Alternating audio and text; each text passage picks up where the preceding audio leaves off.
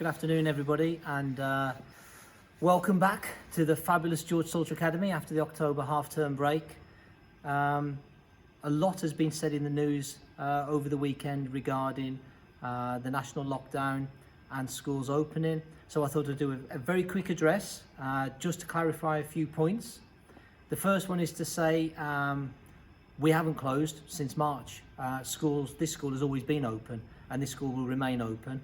It is our mission statement to be ambitious for every child, to defy disadvantage, and we know that throughout this period to date, the gap has got wider, and we also know that recent research has suggested that children are best part of 22 months behind because of the pandemic.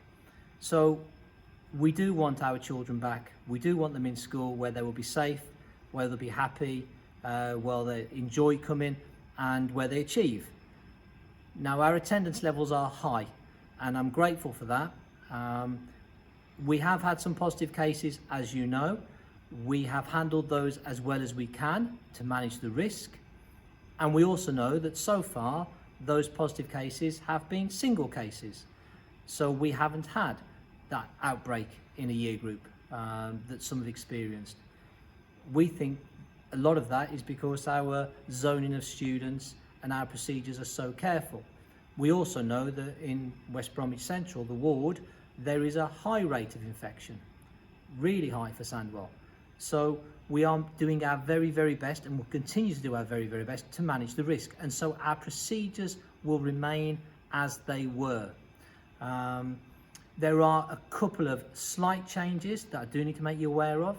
The first one is for the Year 11s and Year 13s, who I'm sure will be delighted to know that they can experience practical lessons again, but they're going to be practical lessons with a bit of a difference. They will go to their classroom on the timetable, where they'll be escorted to another classroom for the practical element of that lesson, and then be escorted back. Any materials that are used, any equipment that's used, will all go into a period of self-isolation and will be cleaned. And every subject that has a practical element will have a wraparound risk assessment in place.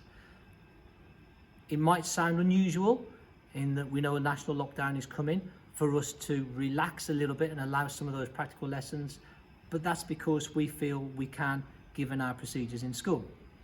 And we also know some of our children have been disadvantaged because they've missed those practical lessons that they've been able to do in other schools elsewhere. So we're keen to get that element back. The second part, the second change is came out of the revised guidance from before half term, and is largely around ventilation and the need for classroom windows to be cracked slightly open, and for doors to be, indoor classrooms to be open to allow a ventilation, a through flow of air, to limit the chances of aerosol transmission. This does mean that there will be air flowing through the classrooms, as should have been the case from September, but of course we're getting into the colder weather now. So our heating is on, so we have a mitigating factor there. Our classrooms should be warm. We do not want children in our classrooms wearing coats. We don't think that is the best thing to do for all sorts of reasons. So I would ask parents, carers, please be mindful of that.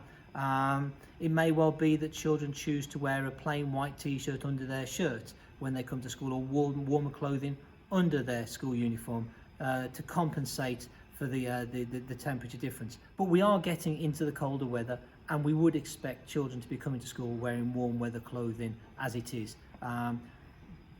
But it's just to say that ventilation really has become more important to us. The other change to make you aware of is, as we go into a national lockdown on Thursday, it may well be that you hear about the phrase called the Tier 2 in schools.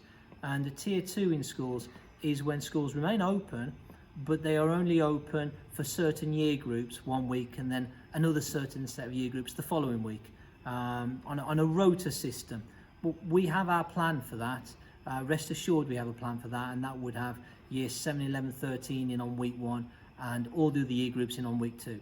Now, the children who aren't in on a particular week would access remote learning through Teams or through paper copies if the internet access is a problem or computer access is a problem at home.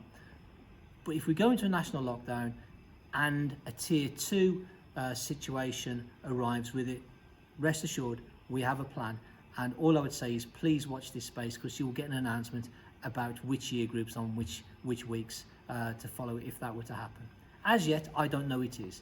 As yet, we are still open. We very much look forward to seeing the children tomorrow, and our procedures will be the same as they were previously, just with a couple of slight differences that I've highlighted.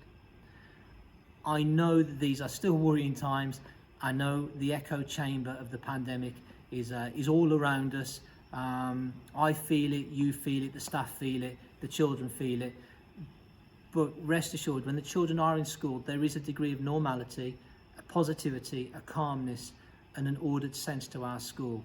And we are doing our very, very best to continue to manage the risk. We do expect all children in. It's still the guidance that all children should still attend school. So we very much look forward to seeing them. And I hope that you've had a break over half term, if that's possible. And rest assured, we will do all I can to make sure we have a good period between now and Christmas, despite the lockdown and despite everything that the virus is throwing at us. Thank you for your support.